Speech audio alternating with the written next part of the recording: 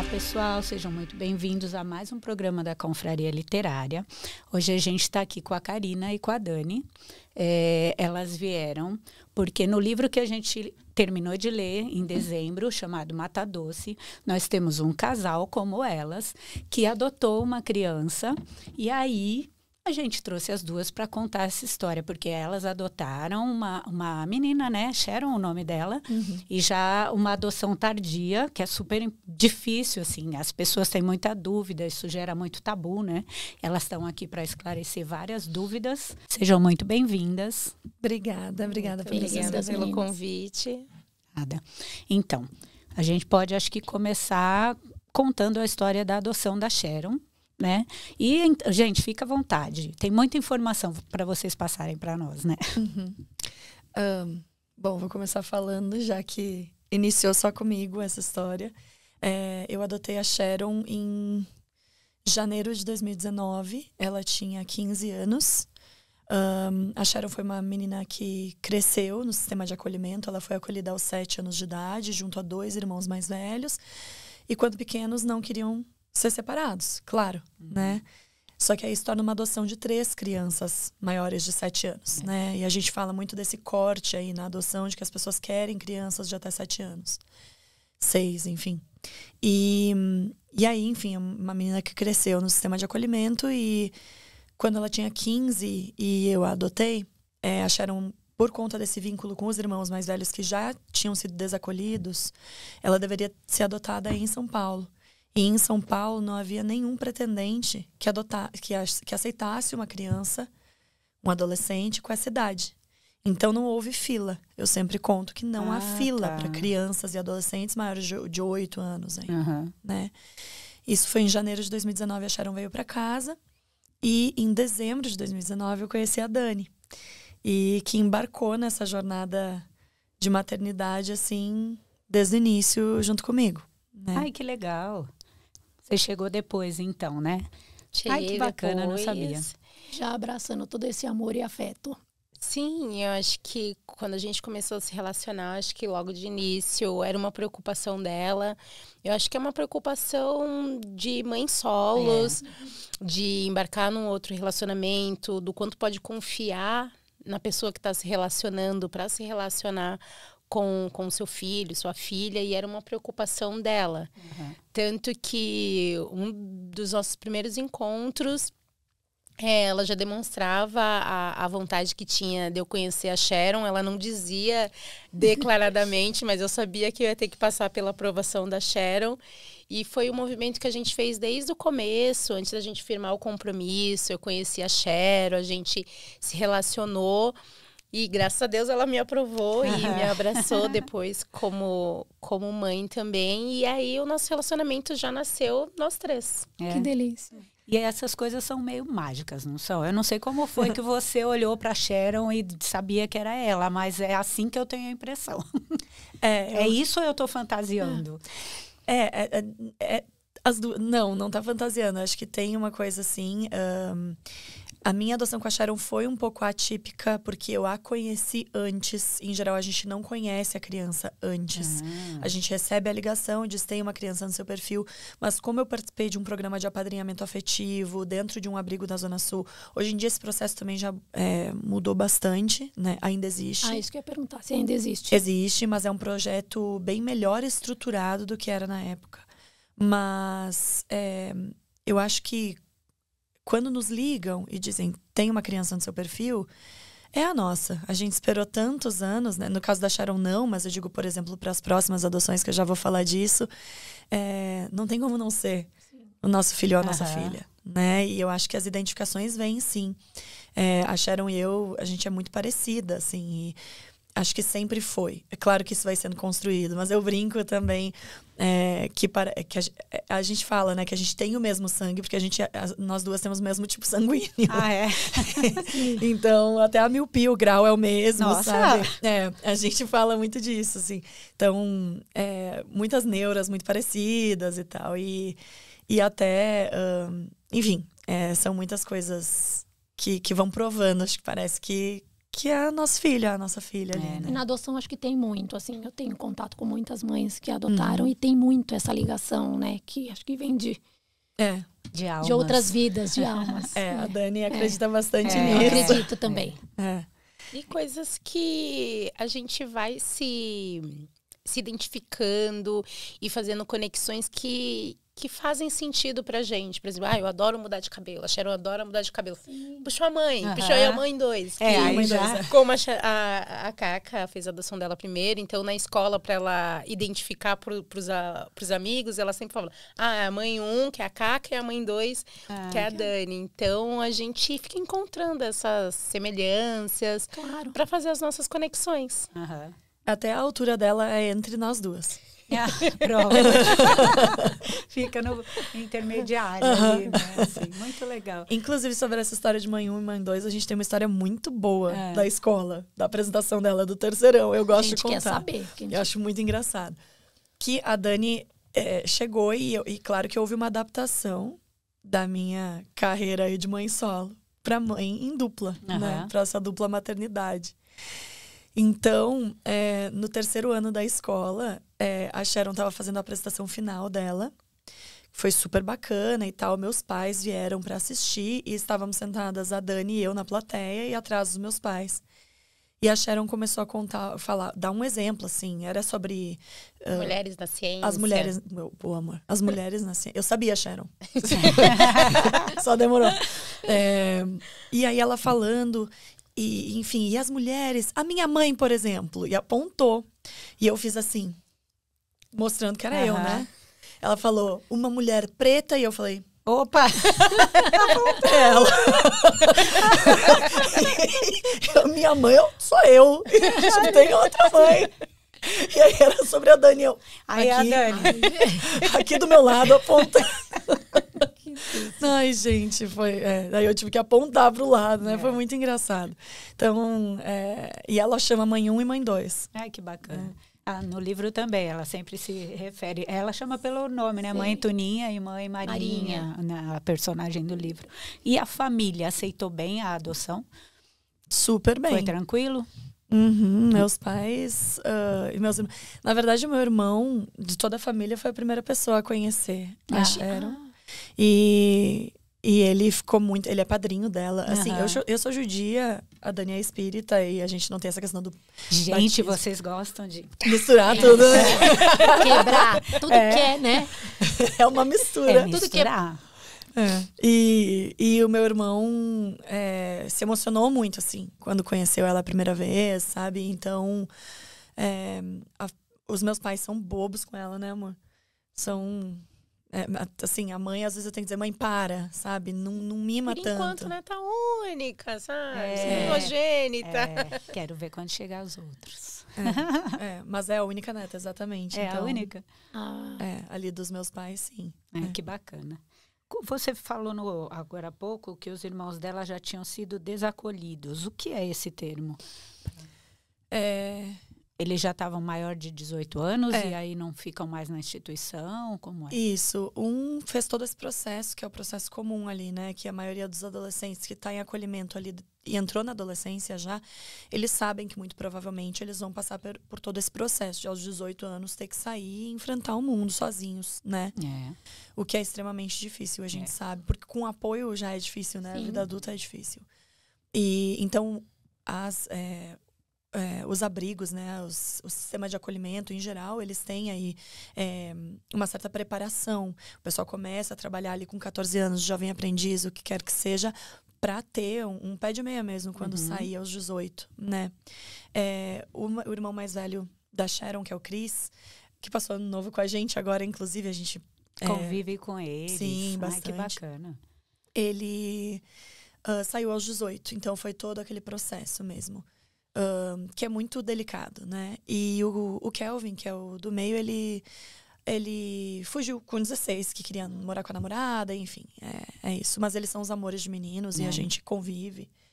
E isso é muito importante pra Sharon. A Dani é muito próxima dos irmãos dela, eu sou muito próxima dos meus irmãos, e a gente sempre respeitou muito isso, assim, né? Esse vínculo deles. Que bom garantir, né? Eu acho que esse é o... É um mínimo básico, de respeito, né? Pela história da nossa filha. Sim. Ela tá com quantos anos agora? 21. 21 anos. Olha, uma moça.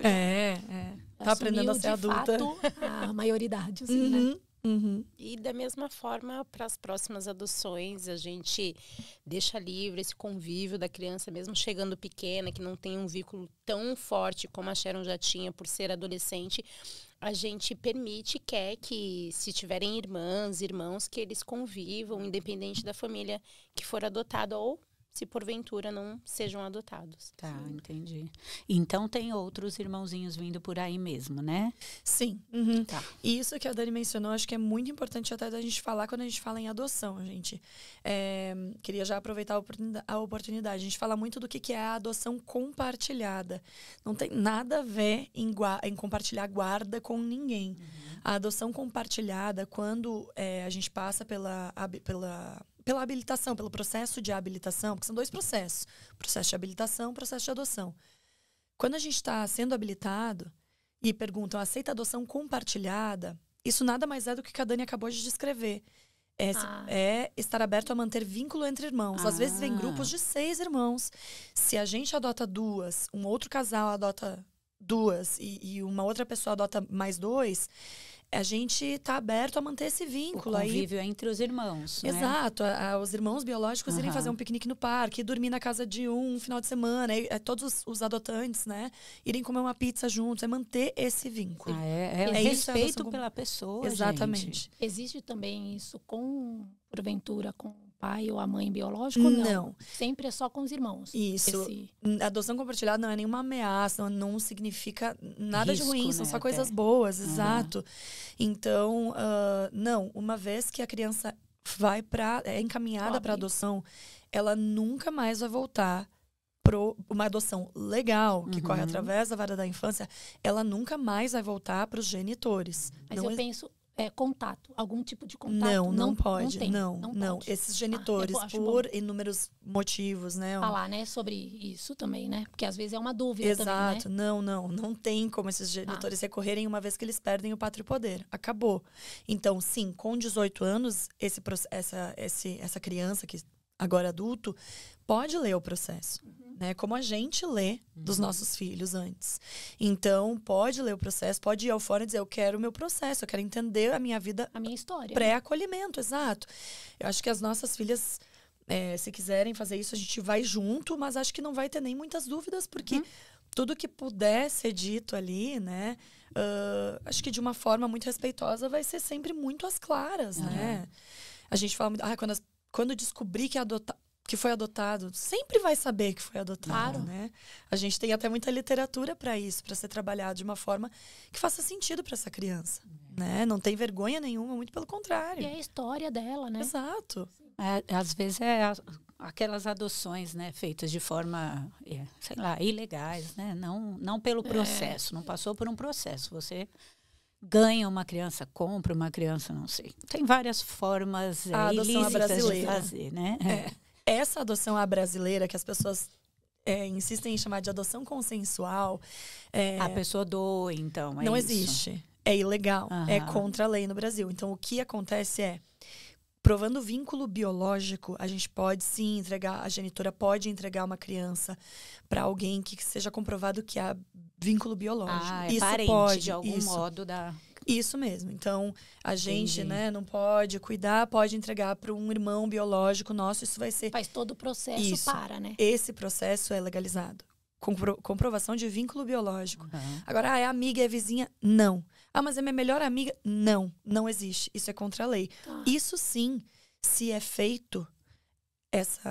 esses adotantes podem perder a guarda 15, 16 anos depois. Porque quem vai provar se essa genitora, quando o adolescente já está com 15 anos, foi entregue ali com, sei lá, meses de idade, recém-nascido, não importa.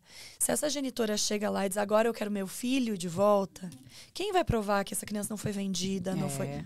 Então, essa adoção é ilegal e não é uma adoção segura. Né? Isso é crime. Então, isso é muito importante deixar claro até por isso que fica escondido, às vezes, né? Sim. Por isso, né? A pessoa fica com medo de correr risco. Bom, então vamos falar da fila, aproveitar que vocês já entraram de novo. Como é que funciona o processo de adoção, já que vocês entraram, né?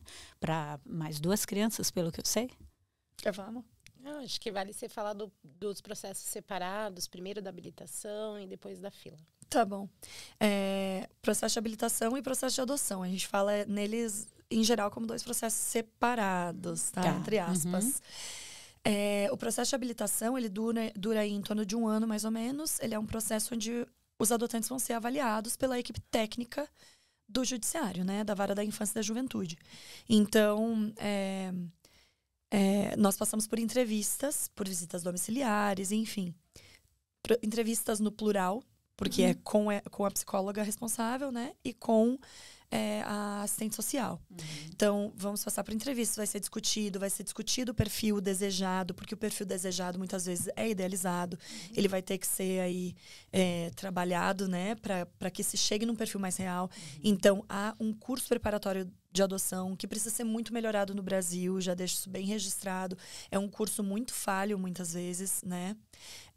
Com muitas vezes estudantes de psicologia no início do curso que não tem noção do que é a realidade. O meu foi assim, eu posso falar que eu tive que chamar as meninas, mocinhas da idade da Sharon, né, de 21 anos. Mas você precisa ensinar, né? Exatamente. Modéstia à parte, mas quando a gente passa pela realidade, como eu fui fazer o curso, já tinha a Sharon, eu sabia o que é a realidade do abrigo, já tinha estado lá dentro, né, enfim. E é um curso que precisa ser, sim, melhor estruturado, né? Mas que é extremamente já válido. E também, geralmente, nas comarcas, elas promovem um grande encontro longo, de uma tarde inteira, enfim, com a juíza, com a equipe técnica, onde é falado, né? A gente fala de números, de como a fila funciona e etc. Então, esse 1 ano, mais ou menos, a gente passa pelas entrevistas com a psicóloga, visita domiciliar. Muitas vezes quero uma criança, aí mora em apartamento, no 10º andar. A gente já, né, a assistente social já vai dizer, ó, é importante ter lá esse apartamento, vamos ter lá e eu volto. Inúmeras coisas, né, que são importantes. Quais são os requisitos que elas olham, assim, que elas olham, não, né? Que são exigidos ou esperados para quem quer adotar? Ou, assim, o que não pode ter, né? Perguntar, porque... Quando quem pode adotar? A Karina, ela já tinha feito o primeiro processo de habilitação e já tinha descoberto inúmeras coisas que eu, enquanto não tinha entrado, tinha dúvidas. Por exemplo, eu achava piamente que precisava ter casa própria. Eu acho que é uma dúvida de muitas pessoas. Não precisa ter casa própria. Se eu vou adotar 2 crianças, eu preciso ter uma estrutura de uma casa com 1 quarto para cada. Então, eu acho que esse curso é muito importante para tirar essas dúvidas, que é uma que eu descobri. Não precisa ter casa própria, preciso ter um ambiente saudável, tanto fisicamente quanto emocionalmente, para receber essa criança, mas eu não preciso ter uma casa própria para conseguir adotar. Precisa, por exemplo, uma renda mínima? Sim e não. Você tem que comprovar que você tem como prover para aquela criança. Prover isso que a Dani falou. Emocionalmente, financeiramente. Mas eu não tenho plano de saúde, a criança vai ser atendida pelo SUS, vai estudar em escola pública sem problemas. Nós temos o SUS, nós temos escolas públicas e boas, muitas... Né? Exato, e tá tudo certo. Eu não tenho casa própria. Você tá pagando seu aluguel? Tá conseguindo manter? Tá tudo certo. Vamos adotar 2. As 2 vão dormir no mesmo quarto? Tá tudo bem. Tá tudo certo. Só não dá se for... você mora na rua. Não, exatamente. Pra rua, não, aí você, pra qualquer situação de vulnerabilidade, né? Exatamente. Então, assim... Exato, claro. Você não vai tirar... Exato. Você não vai acolher para colocar numa situação de vulnerabilidade novamente. Claro que não. Mas, assim, qualquer classe social pode adotar, né? Mas o que eles vão principalmente olhar tem um mínimo de estrutura. Essa criança tem uma cama para dormir, né? Ela tem uma casa segura. Muitas pessoas dizem, eu não tenho 2 quartos. Eu vou falar, não tenho a menor vergonha, eu acho isso problemático. Eu acho que a gente precisa, sim, dar um mínimo de privacidade, de individualidade, né, de recurso para essa criança se constituir sujeito e crescer saudável, né? Eu acho que casal tem intimidade, claro. Acho que tem, às vezes, acho que talvez numa situação de pai ou mãe solo, menos complicado, porém, acho que ainda tem que haver... Mas para ambos, né? Exato. Tanto para quem você está recebendo, como para vocês mesmo, exato. Né? De ter. Mas eu sei de pessoas que sim, no grupo de apoio que eu participo, que adotaram, né, Não tendo aí um cômodo específico. Muitas vezes o fórum vai dizer, olha, isso tem que ser temporário, né? Enfim. Existem orientações. Mas é principalmente isso. Como tá o emocional dessa família? Né? Como que tá a estabilidade? E uma estabilidade que pode ser ali de um salário mínimo, não tem problema. Desde que seja estável, né? De que ninguém vai passar fome, de que, né? E que possa manter todos os direitos, né, da criança e do adolescente, né? Que essa que é a tônica, talvez, né? Exato. E essa diferença de classe social da pessoa é adotante que fala? De quem quer adotar? É levado em conta na hora de colocar uma fila? Ou tanto faz? Você foi habilitado, né? Pelo que eu entendi, o primeiro processo é habilitar. Aí você está habilitado, aí sim você entra em uma fila e não é concorrência com quem tem mais condições, com quem pode dar uma vida melhor para a criança. É uma fila, você já está habilitado, é isso? Isso, é uma fila com diversos galhos, eu acho que dá pra dizer, né? Galhos? Porque... Isso. Esse quesito financeiro não vai colocar uma pessoa à frente ou para trás da fila, mas, por exemplo, a quantidade de crianças que é o nosso caso eu posso dizer, nos favorecer. Por exemplo, se chegou uma criança... chegou 2 crianças e tem as primeiras pessoas da fila que só aceitam uma, aí sim vai pular até chegar em nós, aceitam 2. ou as pessoas que aceitarem 2 crianças. Se aceitar os irmãos, né? Por exemplo, tem 3, e aceitar talvez isso. Então, isso vai impactar na sua habilitação. Se a pessoa não talvez ali seja julgado que essa pessoa não tem como se habilitar para 2, 3, né? Então, acho que dá para vocês nesse momento, como eu avaliei a família, receber uma criança, né? Enfim, isso sim. Né? Talvez a pessoa que tem uma classe mais baixa não vai poder ser habilitada para inúmeras crianças. Talvez. Isso não tem como dizer, vai depender da equipe técnica mesmo. Então, outra coisa que eu acho muito importante falar é ser casado, assim, ser um casal, ser solteiro, né? Ser LGBT ou heteronormativo, não importa. Todo mundo pode ser habilitado e entrar para uma mesma fila, né? Acho importante destacar isso. É muito importante, porque tem gente que fala, solteiro pode? Casal homoafetivo pode? Né? Pode. Claro que pode. Inclusive, a gente não leu esses dias que as adoções por casais homoafetivos cresceram, tipo, 700%. 700%, né? Que bom. Então, é a mesma lei. Tá? A lei não muda, ninguém é mesmo favorecido. Direito, né? Isso. E a fila, ela é baseada na sua data de habilitação. Minha habilitação é 14 de julho de 2020. É isso que vai contar para eu ser chamada ou não. E claro, o que a Dani pontuou é muito importante. Quanto mais aberto o perfil, mais rápido você vai ser chamado. Você vai pular mais pessoas na fila. Para Sharon, o meu número era seguramente mais de 300 na fila, quando eu fui chamada. Então, eu pulei aí 300 e poucas pessoas, porque são pessoas que não aceitavam uma criança daquela idade, uma adolescente daquela idade, exatamente. Então, só o fato da gente não ter restrição de cor, né? Idade. Não tem restrição de idade. Não, agora a gente tem bastante restrição de idade. Não, da Sharon, né? Da Sharon sim, da Sharon não tinha restrição de cor, de idade. A gente tinha restrição de gênero, né? Queríamos meninas, seguimos querendo meninas. Vocês querem meninas agora também? Então, é meninas e a idade vocês estão pedindo mais nova dessa vez, é isso? Quase um bebê. A idade da primeira até 2, tendo uma irmã até 5. Então, uma menina de até 2 anos, que é considerada praticamente um bebê, a fila demora mesmo, porque é mais restrito chegar nesse perfil. Tem todo o tempo, muitas vezes, de instituição. Dos genitores. E eu queria voltar falando do processo da fila. Além disso, de aceitarmos duas crianças e tem muitas pessoas que só aceitam uma, e o nosso perfil é aberto para cor, e a gente tem noção que muitas pessoas da fila só querem e aceitam crianças brancas. Então a gente também passa na frente todas essas pessoas, porque o nosso perfil para cor é aberto. A gente gosta bastante de falar disso, do quanto o racismo é presente também no mundo adotivo. Importante destacar.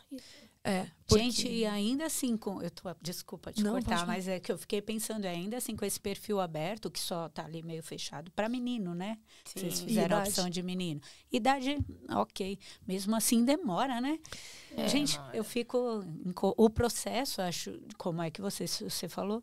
De liberar a criança para uma adoção. Destituir. É destituição da família, direito dos pais, né? Isso é bem demorado, né? Também tem que ser cuidadoso. Complexo. Tem uma tentativa de devolver essa criança para a família de origem e fazer dar certo. Então, depois de algumas tentativas, é que a criança é... E ainda, da família de origem, ainda vão procurar parentes que possam ficar com a criança ou que queiram, para só depois de esgotada todas as possibilidades, liberar ela para adoção, não é isso? Isso mesmo. Por isso que demora, né? Porque tem muita criança em abrigo. Muita. Tem muita criança. Mas muitas não estão disponíveis para adoção. Né? Acho que tem que voltar um pouquinho e ser divulgado. Por isso que fica tardio, né, também, né? Que é só acima de 5 anos, né? Eu falo dessa parte da divulgação porque tem muitas mulheres grávidas que já pensam nisso e ainda tem na cabeça o mito, se eu entregar a minha criança, eu posso ser presa. Então, precisa ser divulgado que ela pode fazer esse processo antes mesmo da criança nascer. Se ela tomar essa decisão, ela pode fazer isso antes da criança nascer. Crime, só faça legalmente, isso. Né? A entrega voluntária, isso é sempre importante. Não é crime. Para as gestantes que não querem, não podem, enfim, optaram por levar a gravidez adiante, mas não vão criar essa criança. Entrega para a vara da infância. Não é crime. Elas devem procurar a vara da infância. A vara da infância, exatamente.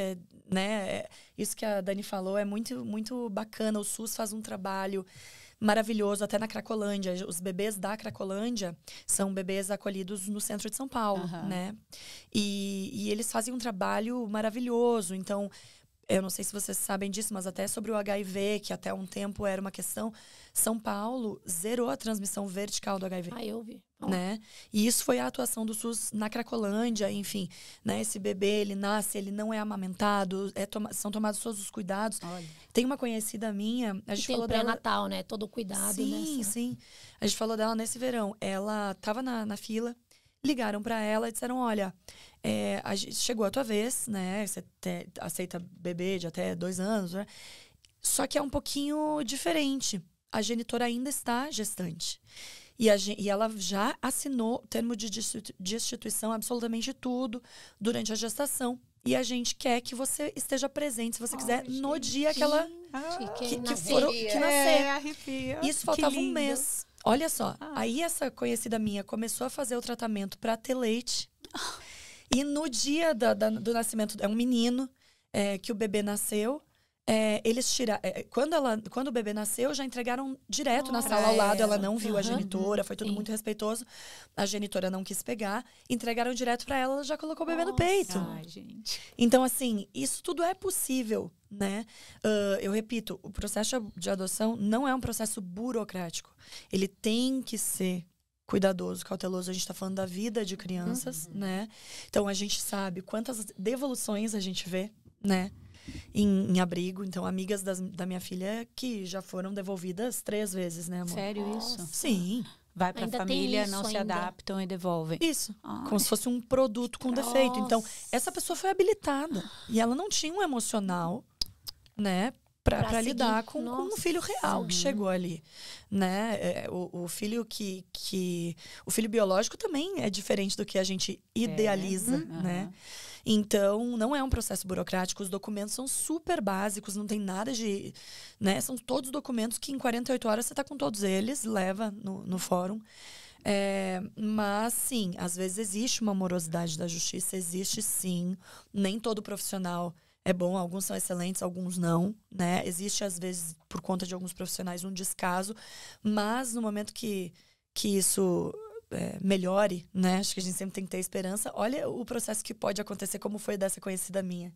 Né? Que lindo, né? Que lindo. E a Sharon, como você já começou a conviver com ela com 7 anos... Não, com 10. Com 10 porque eu pus na mente 7. Porque ela chegou no acolhimento ao 7. Isso, é verdade.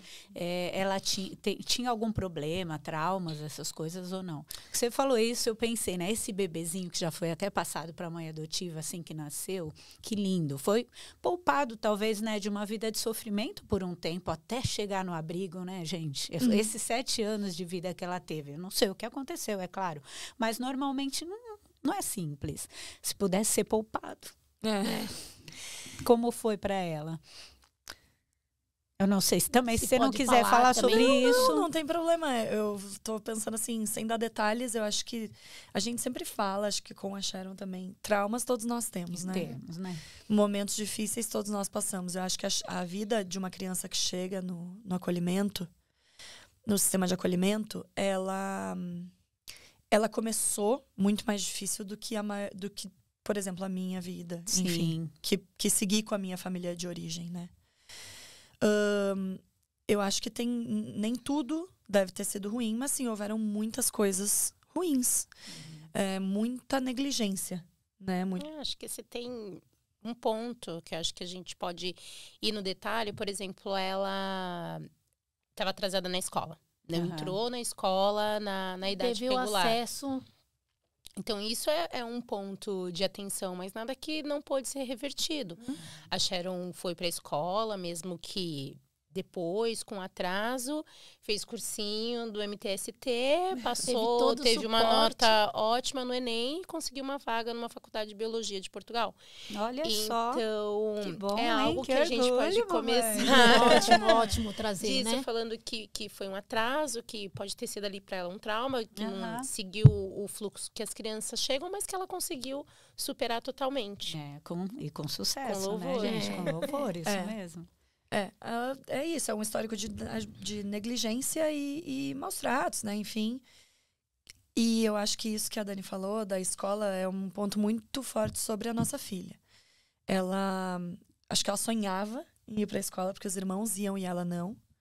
Ela foi para acolhimento ali quase fazendo 8, né? Enfim. Não, agora não lembro. Mas enfim, 7, 8. Ela começou a escola com 8, né? E a Sharon gosta de estudar. Ela reclama, mas ela gosta. Ela reclama quando ela não tira 10. Que às vezes serviu até um mote, né? Um motivo para ela fazer tudo o que deixou de fazer, atraso, né? Assim, preciso abraçar isso, né? Porque... A Sharon, vou falar, que ela vai depois ouvir, a Sharon reclamava com os professores se ela tirava 9,8. Ela ia lá negociar. Mas ela ia lá questionar. Ela se cobra de uma forma... muito firme. Que acho que a Cacá fala uma coisa que eu sempre que no meu vida, ela queria mostrar pro sistema que ela podia ir contra o sistema. Isso. Que isso é muito forte na Sharon. Eu falei sobre isso com o meu pai agora nas férias.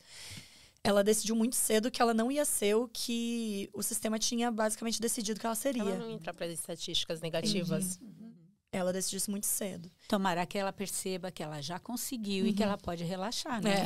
Descansar, porque isso é cansativo. É verdade. A gente nunca foi as mães que tinha que cobrar a nota. A gente tinha que cobrar que acharam... Calma. Era ao contrário. Tudo bem, né? Era ao contrário, menos, né? Total. E ela é... Bom, eu adoro falar dela porque ela é muito especial, assim. Gente, ela é muito especial. A gente estava falando de livros, eu escrevi um livro sobre ela, né? Na pandemia. Eu não publiquei ainda, ninguém quer me publicar. Se alguém quiser me publicar, então, gente, assim, a gente aproveita. E é voltado, é uma literatura infantil? São crônicas. Eu sou boa de escrever crônica. Eu cresci lendo Marta Medeiros, gaúcha, né? E eu escrevi uma coletânea de 60 e poucas crônicas sobre o que foi adotar uma adolescente, né? E, enfim... E aí ela pediu pra ler o livro recentemente, né? E aí escreveu uma carta que, meu Deus, eu reli ela essa semana, eu chorei toda de novo. E eu até falo, acho que eu gosto muito de falar que eu dei o título de Roupas no Varal. Olha, bonito. Obrigada, porque eu falo que a Sharon veio assim e a gente sempre fala, quando que cai a ficha de que a gente é mãe, né? Muitas pessoas falam, quando eu ouvi chorar, quando eu ouvi a batida do coração. Enfim, e pra mim foi quando eu era só eu, né? E lavar, sou super, como é que fala? Regrada, assim, disciplinada, metódica. Então, assim, eu lavo roupa tal dia, enfim. E sempre eram as minhas roupas e tal. E a primeira vez que eu lavei roupa da minha filha junto, e eu fui estender as roupas no varal, que na época eu não tinha uma lave-seca, que eu me dei conta. E a Sharon é bem magrinha, assim, pequenininha. Eu uso roupa G, ela usa roupa P. Então, eu estendendo aquela camiseta, me caiu a ficha, meu Deus, eu sou mãe. Eu nunca mais vou lavar quer dizer, até a minha filha sair de casa, né? Só a minha roupa. Então, aquilo foi realmente assim, eu parei. Foi um marco. Isso. E ali me marcou muito. Foi ali que eu entendi que eu era mãe. Que bacana, que lindo. Né? Roupas no varal. O que eu ia perguntar, da questão da Sharon e vocês, se houve preconceito por ela ter 2 mães, como é que foi isso? Conta um pouquinho dessa parte de vocês. Foi tudo tranquilo na convivência dela, escola? Nunca isso foi um problema? Porque eu não sei como o nosso mundo está hoje. Está bem melhor, né? Mas já foi complicado. Não, eu nunca senti. Acho que a gente nunca sentiu. E ela nunca trouxe. Não, e a Sharon é debochada, né? Ela tem um senso de humor, a gente fala assim... Ela sempre tirou, assim, acho que até, não sei, tô julgando aqui, talvez uma defesa dela também, não sei. Ela sempre faz piada com o fato de não ter um pai.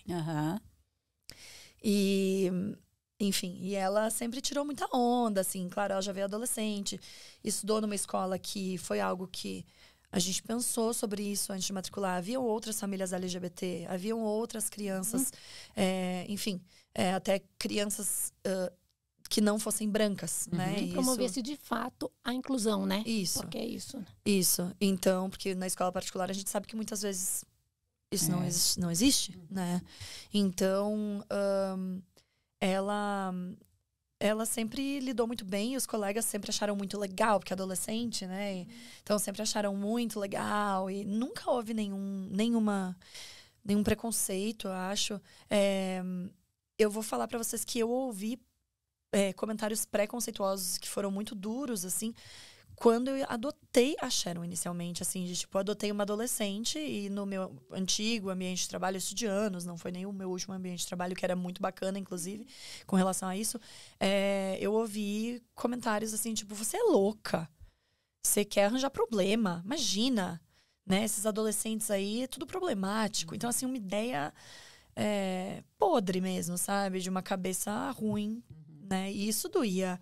De tipo, poxa, minha filha é maravilhosa, você não conhece a minha filha. Você não sabe nada, né? Tipo, você não sabe nada, né? E você não conhece a realidade, você não conhece os adolescentes maravilhosos que estão lá, né? Sendo vítimas aí do nosso sistema tão falho, né?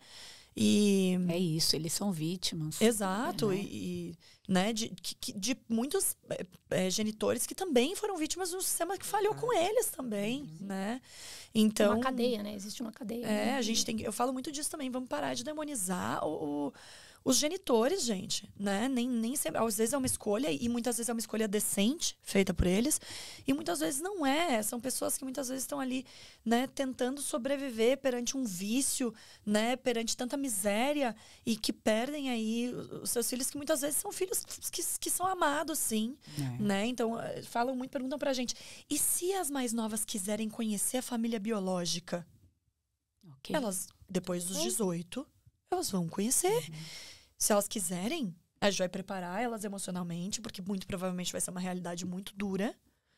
E se elas precisarem que a gente acompanhe, a gente vai acompanhar. É de onde elas vieram, sim. Qual o problema? Não me faz menos mãe, né? Enfim, eu acho isso importante também que a gente fale, porque existe muito isso, assim, me ama menos, porque é a origem, né? Eu não sei, talvez eu fosse querer conhecer também. Né? Enfim. Claro. Eu acho isso importante. Mas com relação a gente, assim, eu nunca senti. Você já sentiu? Não, eu acho que tem muito disso na escola, acho que não, porque essa geração de hoje em dia já passou por muita coisa e tem, acho que, a mente muito mais aberta do que era na nossa época. Né, com certeza. De escola, e acho que do nosso lado, mesmo que tem algum tipo de preconceito, como já somos 2 mulheres de quase 40 anos e também respondemos a muitas coisas, acho que as pessoas ficam até um pouco inibidas de falar certos tipos de coisas, porque elas sabem que elas vão ter uma resposta. Vocês se posicionam, né? É isso mesmo. Acho que ambas viemos nós duas somos mulheres lésbicas, né? Que acho que a gente se assumiu, que é uma violência também, né? A gente fala muito desse se assumir, que é muito pesado, né? E acho que a nossa geração quebrou com força os armários, né? A gente fala disso e... Não foi saiu do armário, saiu com o pé na porta, assim, né? Porque a gente vê as gerações anteriores, era muito duro, né? Era muito difícil. Pra nossa foi muito difícil também. Mas é isso que a Dani falou, a gente lutou tanto pra poder...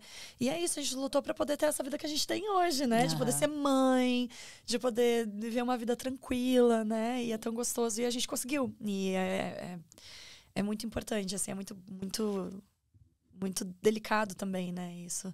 Então, acho que que vão falar, né? Para duas mulheres adultas que estão ali pagando seus impostos, pagando suas contas. É isso. Mas eu acho que eu não preciso voltar muito tempo atrás, falar 10 anos atrás, se tratando do ambiente corporativo, eu não tinha coragem de falar, digamos, uma entrevista de emprego. Eu sou casada com uma mulher. Eu ainda ficava inibida. Não foi algo também que eu ultrapassei essa barreira do preconceito e de falar abertamente para as pessoas. Isso é recente, digamos, de uma década para cá.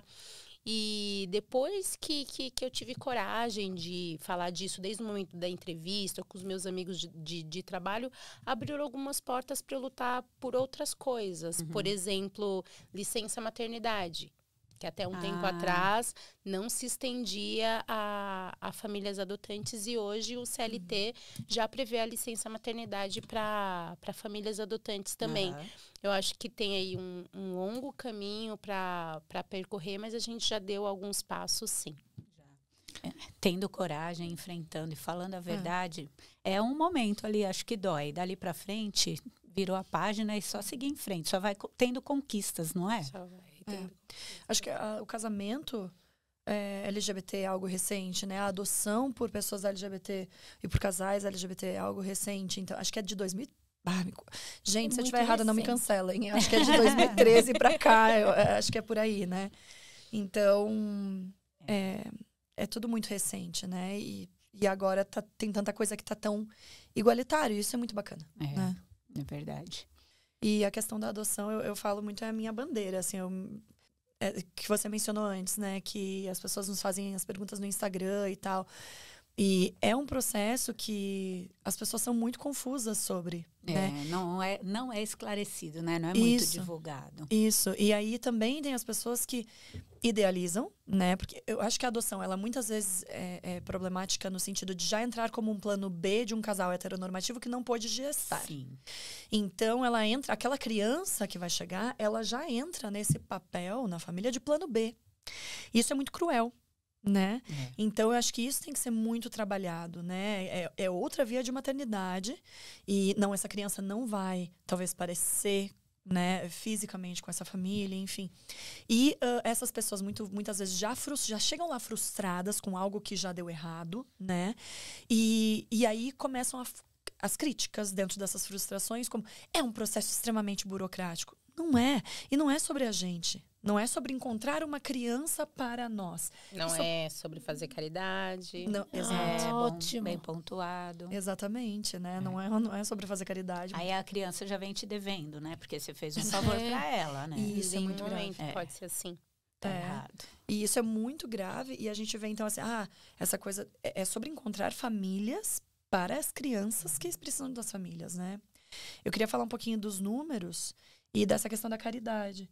Os números que a gente que eu acho importantes acho que são em torno de 40 mil adotantes na fila nesse momento no Brasil. Uau! E nós temos 5 mil crianças lá. Por que elas não saem? Era para não ter crianças.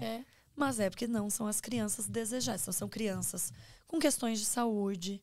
São crianças em grupos de irmãos, de 6 irmãos, que não querem ser separados. A questão racial, falar disso, né? Que não querem ser separados, não são só as crianças. É que o sistema tenta ao máximo não separar, manter todos essas crianças. Que é mais um vínculo quebrado para essas crianças, né? Sim, mas e se for essa adoção compartilhada, como vocês fazem? Que eles podem continuar convivendo, né? Isso contribui, só que aí a gente não tem a clareza, os adotantes não têm clareza sobre o que é a adoção compartilhada e tem medo da palavra, né?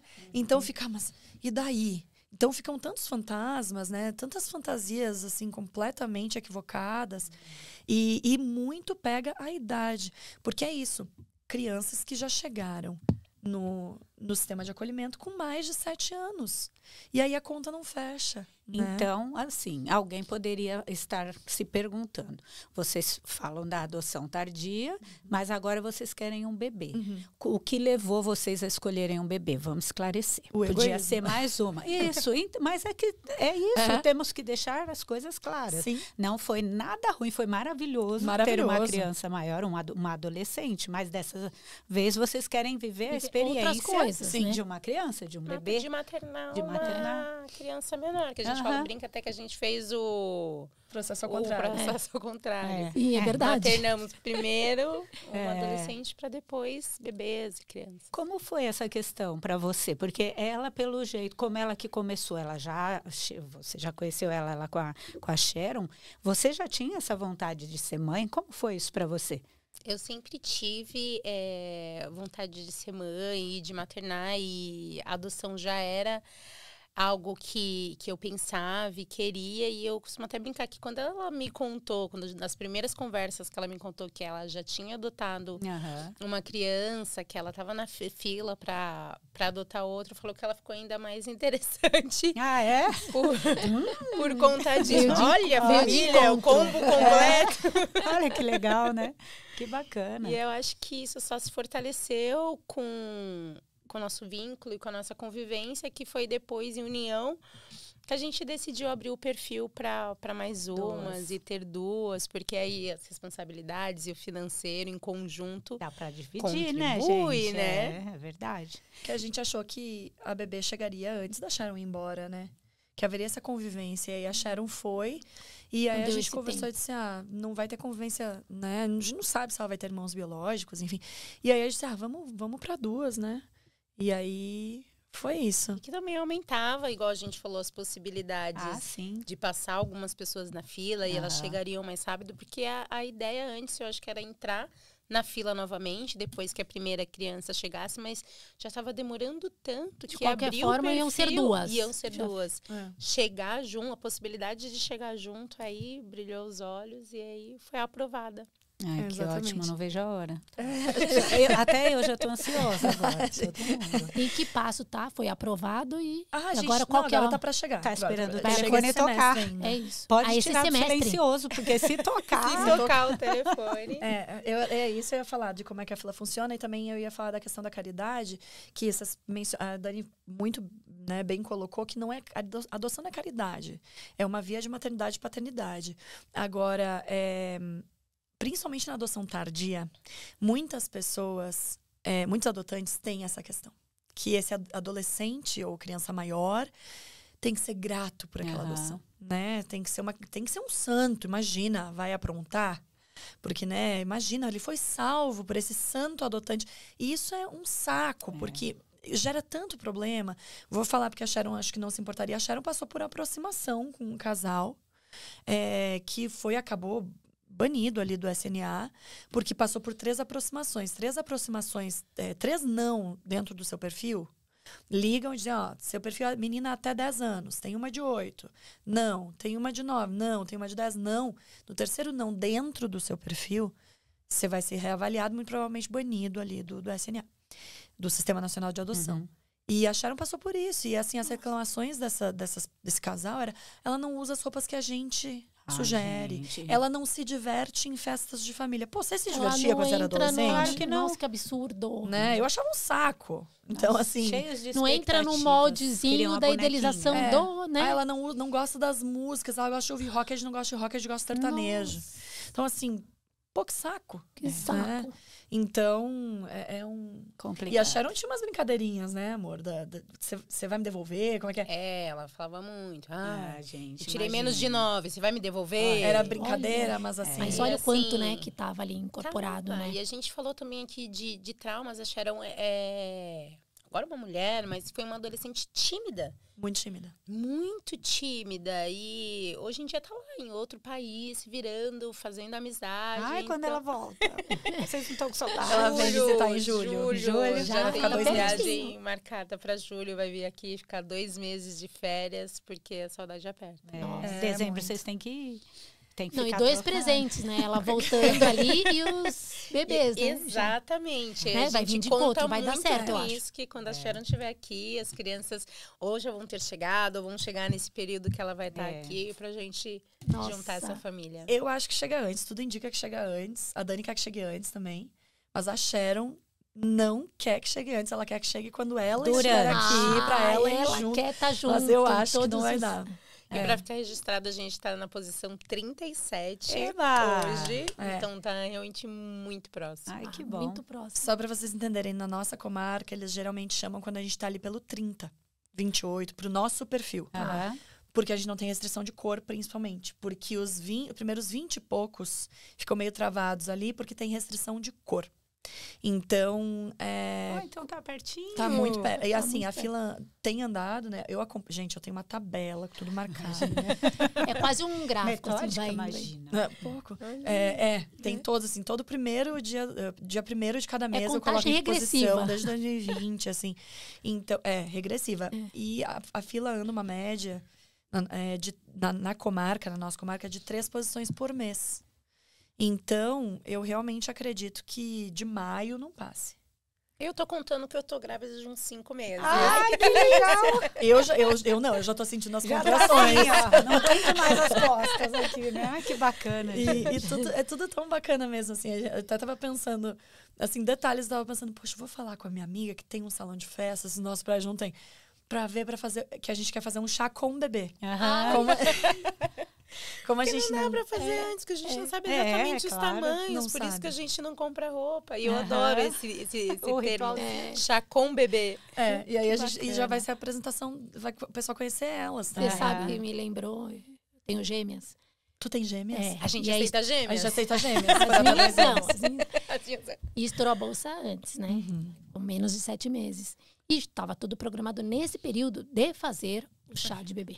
Né? E aí eu fiz com os bebês. Olha E aí só. tinha uma coisa mesmo de todo mundo Aí, chá com subir, de bebê. visitar. Foi chá com bebês. Então São foi 2 até- meninas também? São 2 meninas. É um sinal. É um sinal. Olha esse telefone, mulher. E o que eu ia falar pra vocês? Da questão que a gente não consegue comprar roupa. Não sabe se vai ser caminha montessoriana, se vai ser berço, o que vai ser, não sabe nada. Então isso é muito difícil. A gente acaba ganhando paninhos, toalhinhas, né? Vocês meditam, fazem yoga pra manter a... Porque como segura a ansiedade? Não segura. Tem dias que é muito difícil. E a gente, durante esse período, acompanhou amigas nossas, que eu chego a falar que foi um pouco dolorido. Amigas nossas que inveja. Amigas nossas que decidiram engravidar, pararam o anticoncepcional, tentaram, engravidaram, ganharam. A neném fez 1 ano, 2, e a gente aqui, ó. Ai, Gestando ainda. Aí dá uma invejinha, Dá, assim, claro. gente. Eu Claro. tive. Bom, Processo. estamos chegando no final aqui da entrevista, por mim. Eu só ia muito falar bom. dos livros, né? Mas então, eu queria ainda falar sobre os livros. Claro. Só direcionando que estamos para o Tá final, bom. mas a gente pode falar aqui ainda dos livros. Tem que fazer parte 2. Uma outra oportunidade. A gente Com as meninas. a gente volta. Com a Sharon e com as meninas. Me fala um pouquinho sobre os livros que você faz, o enxoval de livros, na verdade, né? Elas já têm, acho que uns 60, no mínimo, livros. Nossa. Eu gosto muito de ler, de escrever. Professora, né, Sou gente? professora. Né, Fiz gente? letras. Então... Eu te entendo, eu sou também. É isso, é importante, é uma parte importante da vida. E eu acho que quando, enfim, eu já comecei a me preparar lendo muito, né? Acho que também por eu ser uma mulher branca, né? Agora a Dani é uma mulher preta e a gente, pelo menos uma das crianças, a gente quer que seja uma criança preta. E, enfim, antes, quando eu cogitei maternar uma possível criança preta sozinha, eu fui atrás de muita informação, né, e tal.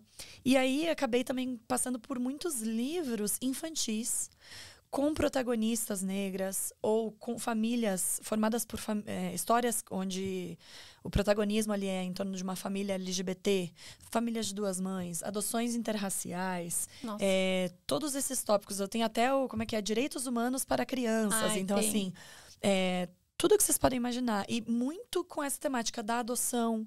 Livros com os nomes que a gente escolheu para elas também, que a gente vai acrescentar. Encontrar livros com os nomes delas. A gente adora. Então, a gente não vai, isso quero deixar bem claro, a gente não vai deletar ali, né? Excluir, tirar esse pré-nome de origem. Mas a gente quer acrescentar nomes que a gente escolheu, né? E, enfim, então tudo isso para que elas possam, já desde cedo, crescer meninas realmente, mulheres, se tornarem futuramente pra mulheres. Essa construção da identidade mesmo, né? E que elas vejam que a adoção não é tabu, que elas não são as únicas crianças com duas mães, né? Que crianças pretas, né? Mulheres pretas podem estar e devem estar no protagonismo de histórias também. E, enfim, tudo isso é algo que eu me atento muito.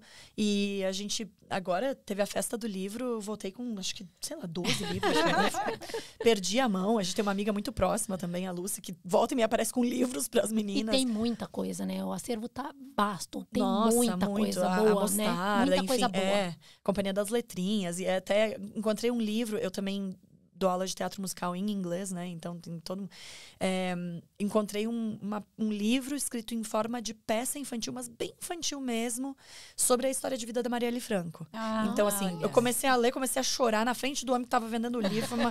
Então, assim, eu gosto muito disso, a Dani embarcou nisso. Às vezes eu fico, amor, posso ler esse aqui que eu comprei pra você? Então, a gente gosta muito e elas têm muitos livros já. Então. Quer citar algum? Sei lá, uma ou duas indicações pra gente colocar aqui? Tem um bem interessante que me veio à cabeça que chama Flávia e o Bolo de Chocolate. Que é sobre uma menina que é uma menina preta adotada por uma mãe branca e que ela, em certo momento, tem uma certa... revolta é muito forte, mas ela começa a... questionar e ficar chateada com o fato dela ser uma menina preta e a mãe ser branca, enfim. E aí ela vai lá e a mãe vai trazendo isso para a realidade dela da importância da cor dela aí no mundo e começa a relacionar com inúmeras coisas boas. É uma história muito, muito bacana. Eu tenho um em inglês que chama Flora's Family, que Flora é o nome que a gente escolheu para uma delas. Obrigada.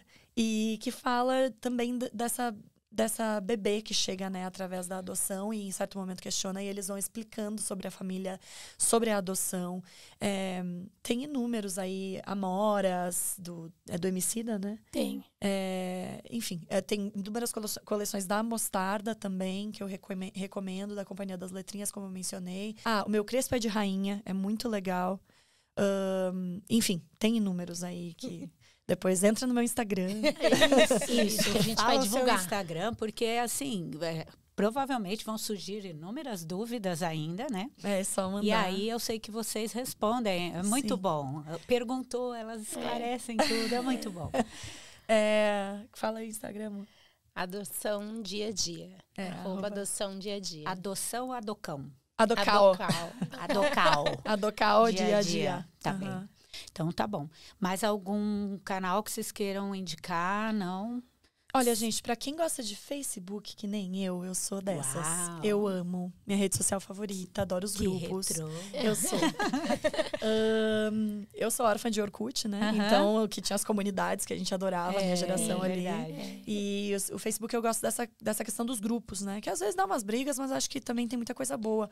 E eu participo de um grupo que é Histórias de Adoção, um grupo enorme, tem tipo 40 mil pessoas, e ali rola muita conversa bacana, muitas dúvidas são esclarecidas também, né? E as pessoas podem postar como anônimo, então às vezes a nossa dor é a dor do outro, a nossa dúvida é a dúvida do outro, né?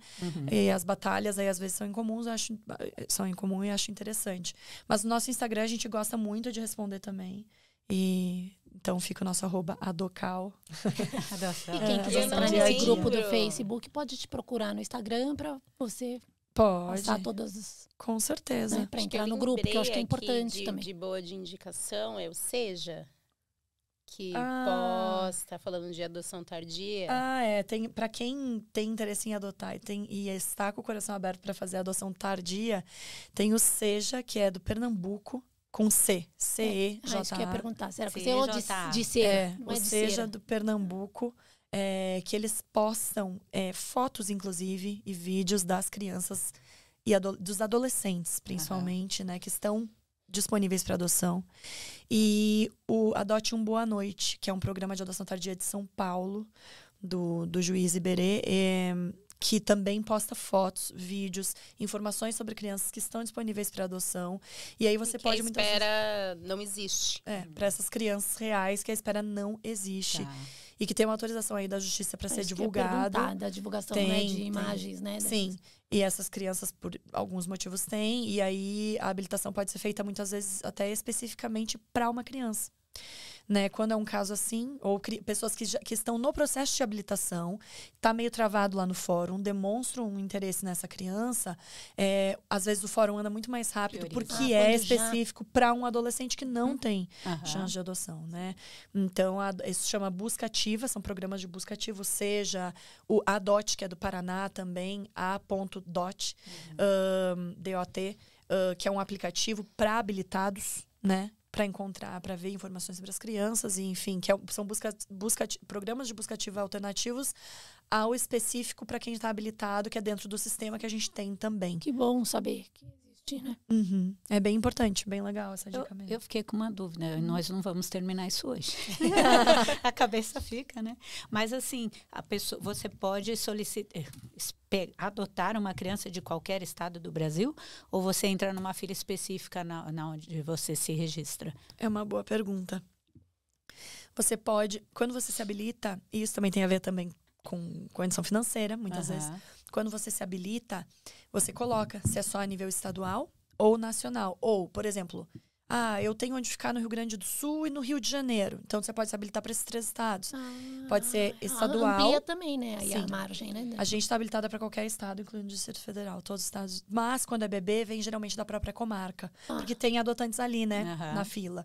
Então, tem isso. E como eu falei, né? Acho que eu expliquei também da fila antes, né? Que você vai pulando pessoas, né? Vai ser mais uma margem, né? Mais uma. Isso.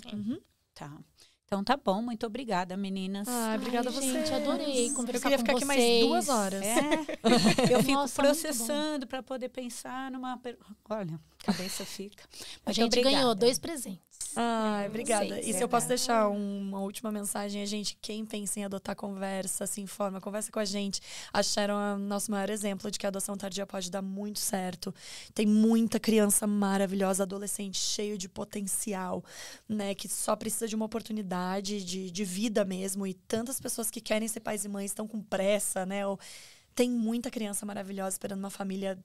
E quanto mais a gente abre nosso coração, mais chance de dar esse match, né? E de famílias muito felizes e muito realizadas se formarem dos 2 lados. Então, a gente está aberta a conversar e... Não tenham medo, né? Não tenham medo, não tenham medo. Se preparem, é claro. Mas pode dar muito certo e é um processo muito, muito bonito. Né? Obrigada. Obrigada a vocês, Obrigada, gente. A gente fica por aqui e até o próximo